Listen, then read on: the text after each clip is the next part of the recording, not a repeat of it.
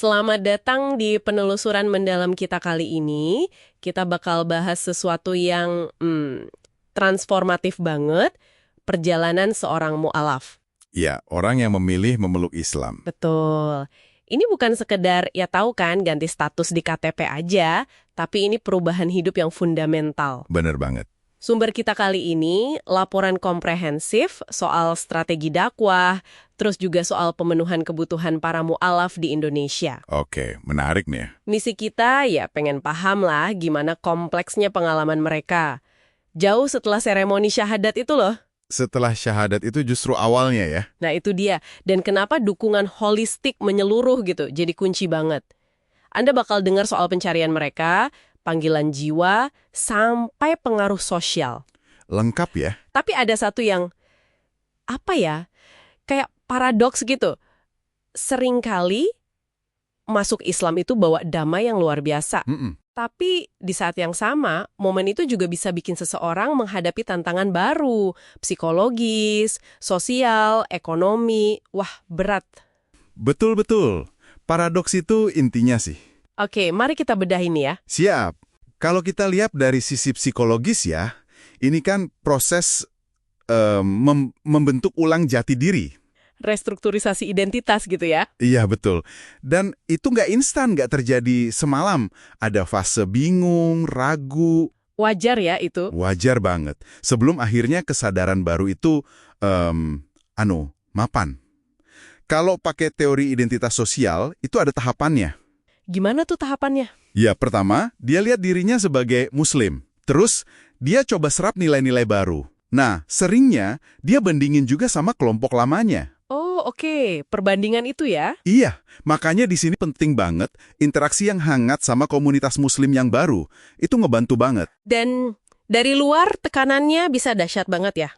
Laporan ini nyorot soal penolakan keluarga. Nah, ini sering jadi pukulan paling berat. Iya kan? Mungkin Anda pernah dengar kisah Koh Steven, pendiri Mu'alaf Center Indonesia. Oh, yang sampai jadi gelandangan itu ya? Betul, gara-gara diusir keluarga setelah masuk Islam.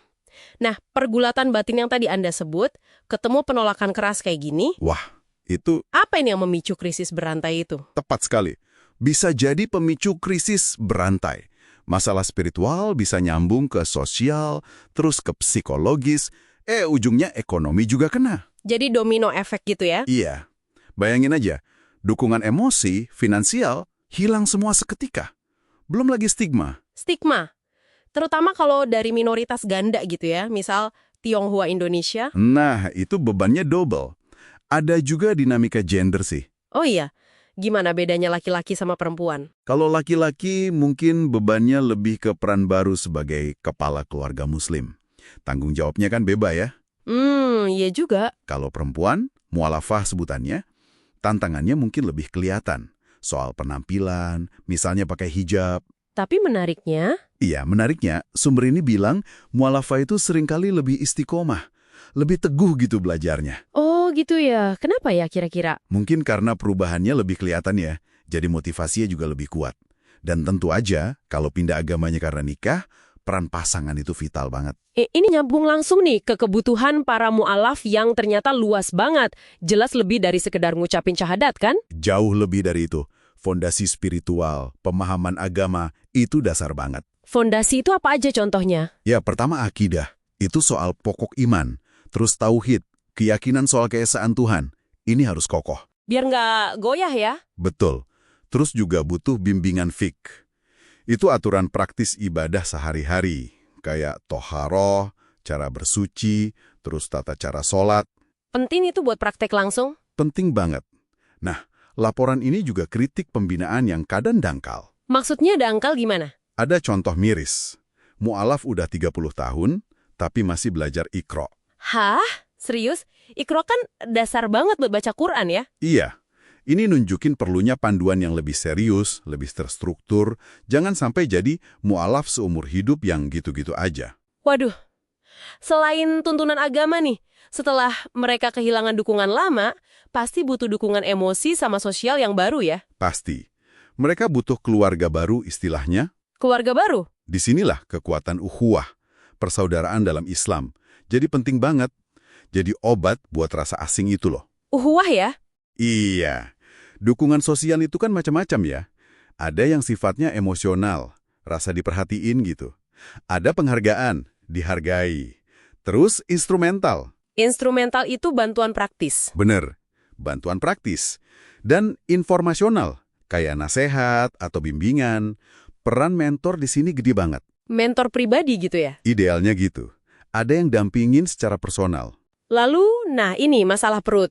Ekonomi. Banyak yang jadi rentan kan setelah putus dukungan keluarga atau bahkan kehilangan kerjaan. Ini krusial.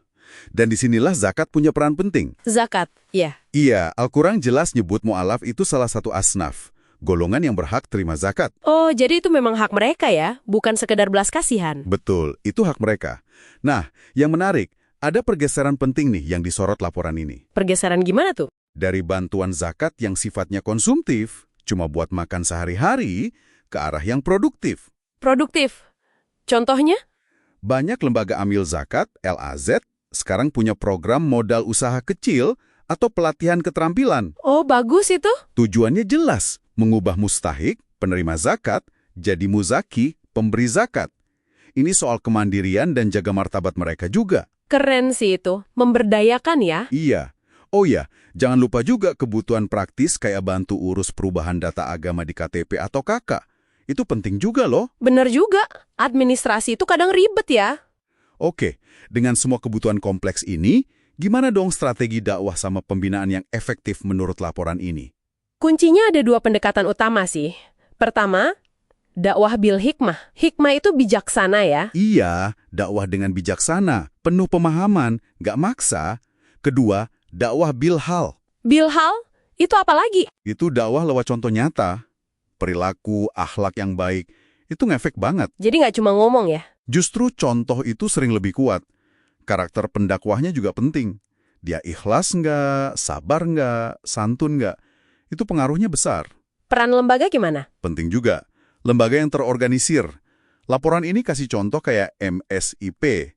Modelnya holistik tuh. Dari spiritual sampai ekonomi dibina. Atau Rumah Mu'alaf Semarang. Itu model kolaborasi. Jadi kuncinya terintegrasi dan berkelanjutan ya? Nah, itu dia. Program pasca syahadat harus lanjut terus, bukan cuma acara sesaat. Sumber ini juga ingetin, tanpa dukungan kuat ada resiko murtad. Balik lagi.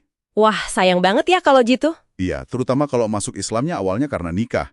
Ada juga kebutuhan pendekatan khusus buat mu'alaf, disabilitas, atau yang di pelosok. Jadi kurikulum yang bertahap itu kayak solusi ya? Ada fase fondasi, penguatan, terus pemberdayaan? Tepat. Biar intervensinya pas sesuai kebutuhan dan perkembangan mereka. Jadi, nggak ada lagi cerita mualaf seumur hidup yang kemajuannya, gitu-gitu aja. Ini biar mereka benar-benar tumbuh dalam keyakinan barunya. Oke, jadi apa artinya semua ini ya? Jelas banget sih dampingi mu'alaf itu tugas jangka panjang. Iya, bukan lari sprint, tapi maraton. Betul. Bukan cuma soal seremoni di awal, tapi bangun sistem dukungan yang lengkap. Spiritual, emosi, sosial, sampai ekonomi. Komplit. Buat bantu mereka lewatin transformasi hidup yang nggak gampang ini. Tanpa itu, kedamaian yang dicari ya bisa jadi susah diraih ya. Betul sekali. Laporan ini benar-benar buka mata kita ya soal kebutuhan nyata akan dukungan komunitas. Yang tulus, yang terstruktur. Iya, mendesak banget kayaknya kebutuhannya. Nah, ini munculin satu pertanyaan penting buat Anda yang dengerin. Lihat kompleksnya perjalanan mereka ini. Peran apa sih yang bisa Anda atau komunitas Anda mainkan? Bukan cuma sekedar ya udah terima aja, tapi aktif ikut ngerangkul, memberdayakan mereka. Yang lagi bangun ulang hidupnya dalam keyakinan baru ini ya? Iya, sesuatu buat Anda pikirkan lebih lanjut mungkin.